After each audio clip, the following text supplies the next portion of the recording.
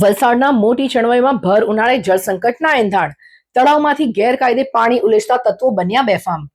ઉનાળાની હજુ તો શરૂઆત જ થઈ છે ત્યાં દક્ષિણ ગુજરાતમાં જળસંકટના વાદળો ઘેરાવા માંડ્યા છે.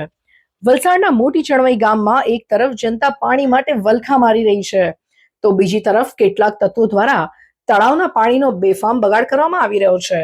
ગેરકાયદેસર રીતે મોટરો મૂકીને પાણી ચોરીની આ ઘટના સામે આવતા ગ્રામજનોમાં ભારે રોષ જોવા મળી રહ્યો છે.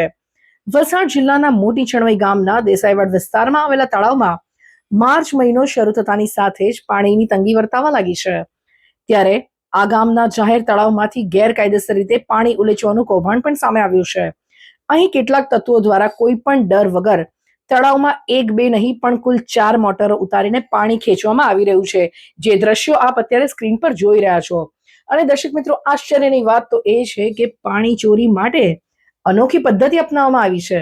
સ્થળ પર એક ટેમ્પો ઉભો રાખી તેમાં ડંકી ફિટ કરી 3 જેટલી મોટરો ચલાવીને સતત પાણી ખેંચવામાં આવી રહ્યું છે. એક તરફ સરકાર પાણી બચાવવા માટે જળ અભિયાન ચલાવી રહી છે, ત્યારે બીજી તરફ મોટી ચણવાઈમાં ધોળા દિવસે પાણી વેડફાઈ રહ્યું છે.